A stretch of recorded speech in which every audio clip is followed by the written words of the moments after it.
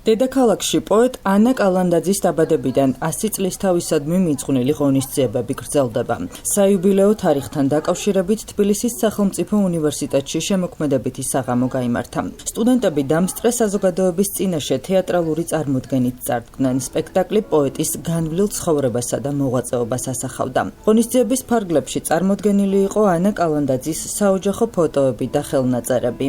აქ შეკრებილები პოეტის ცხოვრებასა და შემოქმედებაზე საუბრობდნენ. საღამოზე შესრულდა ანა კალანდაძის ლექსებზე შექმნილი სიმღერებიც. ღონისძიებას პოეტის ოჯახის წევრები, პროფესორ-მასწავლებლები და სტუდენტები ესწრებოდნენ. როგორც მოგეხსენებათ, გასულ წელს 100 წლის თავი აღინიშნა დიდებული ქართველი პოეტის და ღირსეული უნივერსიტეტელის ანა კალანდაძის. ჩვენმა უნივერსიტეტმა რამდენიმე ღონისძიება უკვე გამართა და დღევანდელი ღონისძიება, რომელიც გაიმართა, სწორედ ეძღვნებოდა მის შემოქმედებას. დღეს თესაუს სტუდენტებმა წარმოადგინეს ანა კალანდაძის განვლილი ცხოვრება. დაიწყეს ბავშვობიდან, მაგალითად, როგორ შექმნა პირველი ლექსი, რა იყო მისი ემოციები, როდესაც მან დაკარგა მეგობარი. ეს ყველაფერი თბილისის სახელმწიფო უნივერსიტეტის სტუდენტებმა წარმოგვიდგინეს ინსცენირების სახით. მე და ანას 45 წელი მოგვიწია ერთად ცხოვრება, ერთ ჭერქვეშ. ანას ჰქონდა უსაზღვრო პატივისცემა ხალხიდან.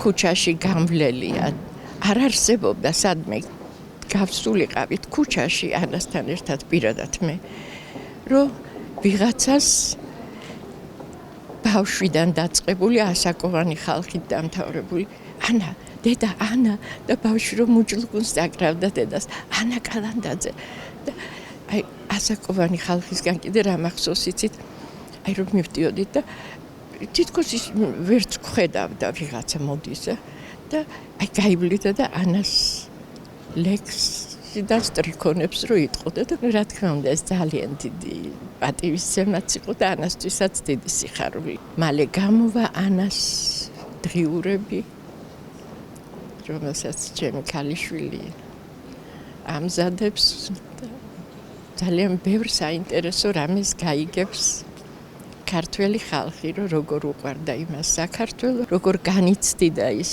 ყველაფერს. ამ საოცარი პოეტის, ამ უდიდესი პოეტის ლექსებზე სამწუხაროდ ბევრი სიმღერა ქართული არ არის დაწერილი, მაგრამ ისიც საკმარისია, რომ ვთქვათ თემურ ნაცრიშვილის საქართველო ლამაზო, რომელიც ყველას ძალიან უყვარს, ასევე ყაყაჩოსა სიწითლითა, რომელიც ეს ორი სიმღერა და მაგნოლია ცინუკი დადიანის, რომელიც ჭოხონელიძების სტუდიის ბავშვებმა შეასრულეს ახსაზრდელებმა აი ამ არაჩვეულებრივ საღამოზე.